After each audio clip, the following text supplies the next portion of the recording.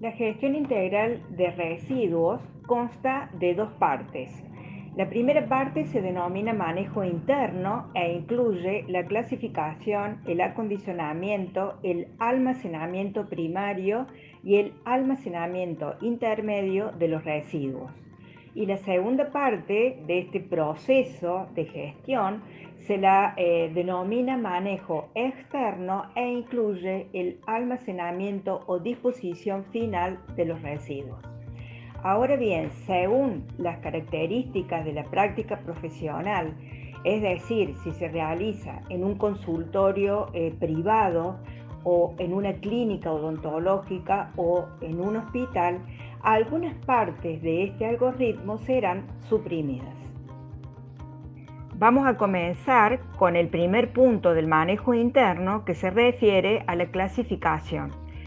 Para poder clasificar los residuos nos tenemos que responder a la siguiente pregunta. ¿Qué tipo de residuos generamos? Para contestar esta pregunta tenemos dos ítems que nos van a permitir la adecuada clasificación de los residuos. Primero es de acuerdo al nivel de peligrosidad y de su impacto sobre la población y el ambiente. Y el segundo ítem a tener en cuenta es de acuerdo al estado físico de los residuos. De acuerdo al nivel de peligrosidad y de su impacto sobre la población y el ambiente, los residuos se pueden clasificar como biopatogénicos, que son aquellos con actividad biológica que pueden ocasionar enfermedad en huéspedes susceptibles o contaminar el ambiente. La segunda clasificación son los residuos peligrosos, que incluyen a los residuos químicos, que son sustancias químicas residuales o elementos contaminantes con características de peligrosidad. También dentro de los residuos peligrosos tenemos a los residuos radioactivos, que es todo material radioactivo combinado o no con material no radioactivo. Y por último tenemos a los residuos comunes, que son aquellos residuos domiciliarios que no representan un riesgo para la salud humana y el ambiente.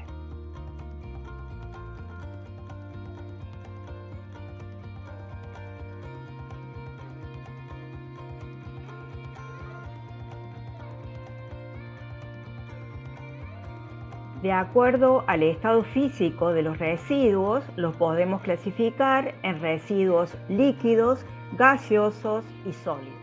Vamos ahora al segundo paso del manejo interno, que corresponde al acondicionamiento de los residuos. ¿Qué significa condicionar un residuo? Es disponer a los residuos en recipientes de contención adecuadas a tal fin. Dentro de los recipientes de contención y según normativa vigente para la Argentina, disponemos de bolsas de diferente color de acuerdo a la naturaleza del residuo. Así tenemos bolsas negras para los comunes, bolsas rojas para los biopatógenos, bolsas amarillas para los residuos químicos.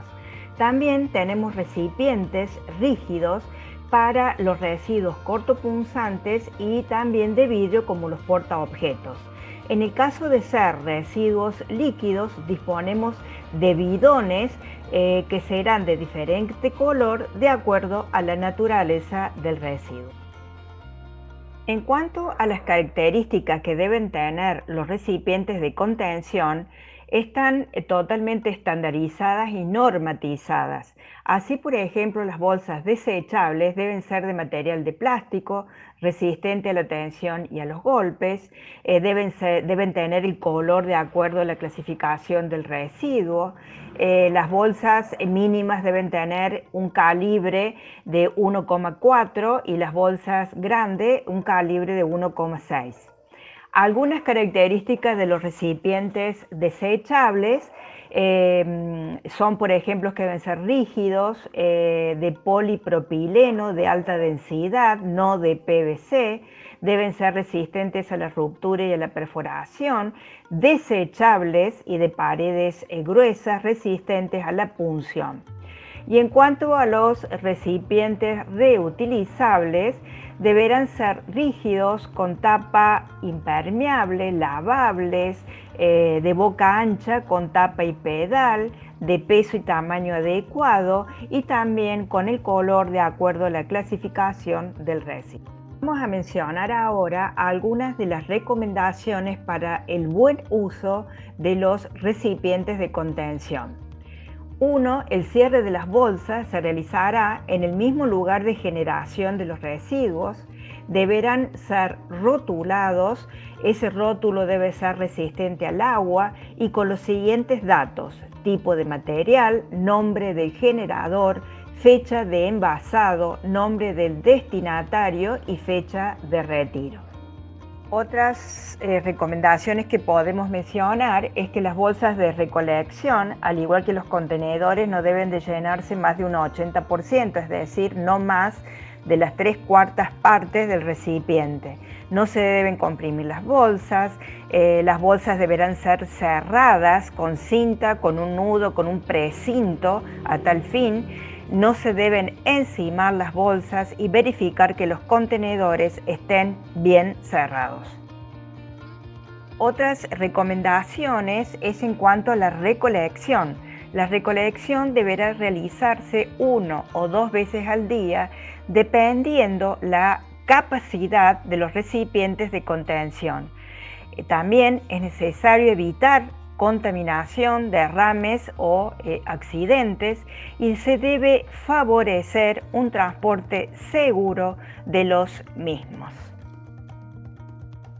Dentro de algunos ejemplos de residuos generados en el ámbito odontológico, podemos mencionar, por ejemplo, la envoltura interna de las placas radiográficas que son de papel o de cartulina. En este caso uno puede pensar que se pueden descartar en bolsas de color negro, pero se aconseja descartar en bolsas de color rojo debido a que siempre hay una contaminación con la saliva de la boca de los pacientes. Por ejemplo, también podemos mencionar a residuos líquidos como los colorantes que se utilizan para la tinción de preparados, ya sea de líquidos biológicos o de tejidos. En este caso, esos colorantes deberán ser descartados en botellones adecuados a tal fin. En el caso, por ejemplo, de los residuos cortopunzantes, deberán ser descartados en contenedores rígidos, luego desinfectados y posteriormente descartados en bolsas de color rojo. También, por ejemplo, podemos mencionar a los portaobjetos o a los vidrios en donde se hacen extendidos con líquidos biológicos o con tejidos, que deberán ser también descartados en recipientes rígidos de color rojo. Y podemos por último mencionar a restos de materiales odontológicos, como así también medicamentos vencidos, que deberán ser recolectados en recipientes rígidos de color amarillo. Continuando con el algoritmo del manejo interno de los residuos, vamos ahora a desarrollar lo que es el almacenamiento primario. Este es un lugar físico y específico dentro del consultorio que debe estar perfectamente señalizado y cerrado. Se aconseja utilizar recipientes a pedal, y esos recipientes no es necesario que sean del mismo color de los residuos, pero sí las bolsas que contienen el residuo que se descarta. Según la cantidad de residuo que se genera, a veces es necesario que la recolección se realice 2 veces al día. Estas bolsas de residuos no deben permanecer más de 24 horas en este lugar de almacenamiento primario. En el caso de ser un consultorio privado, estas bolsas del almacenamiento primario pasan directamente al almacenamiento final, que corresponde al manejo externo de los residuos.